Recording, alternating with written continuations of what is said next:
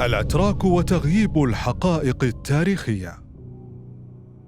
من المهم أن نعي أننا أمام حالة عامة لواقع بعض المؤرخين الذين يتساهلون في استخدام التاريخ بطريقة موجهة لخدمة مصالح سياسية أو تحقيق أهداف إيديولوجية ودينية. يتجه الأتراك وأتباعهم في العالم العربي والإسلامي إلى أسلوب التكريس والتأكيد، والذي يستخدم بالغالب للأفكار التي يصعب تصديقها بسهولة.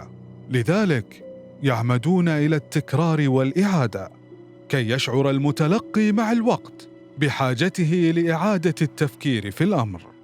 وهذا ما يحدث في حقيقة معادلة العثمانيين للعرب، ومحاولة إقناع المتلقي بخدمة العثمانيين للحرمين الشريفين، وبأن فترة حكمهم كانت إيجابية بالنسبة للحجاز وأهلها.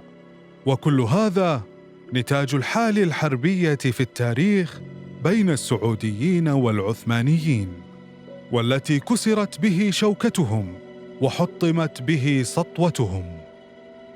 يتجه الأتراك دائما لطرح أفكار عن حصار تاريخي لهم، فتاريخهم المليء بالطغيان لن تجمله أفكار الخلافة الإسلامية وحماية العالم الإسلامي، وبأن دولتهم كانت دولة إسلامية رغم أنهم يعلمون أنها كانت دولة استعمار.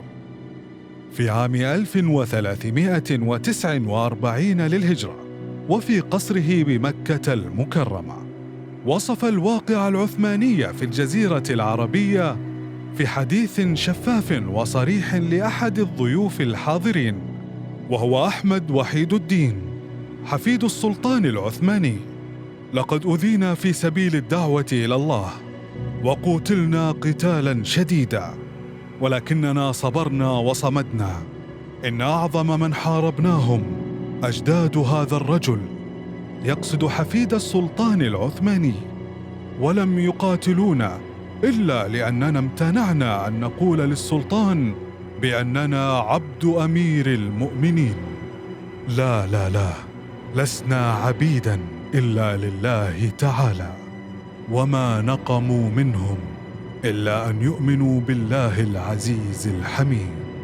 حديث وثقته صحيفة أم القرى في عددها 333 الصادر بتاريخ 13 من شهر ذي الحجة عام 1349 للهجرة، الموافق الأول من شهر مايو عام 1931، ونشرتها دارة الملك عبد العزيز.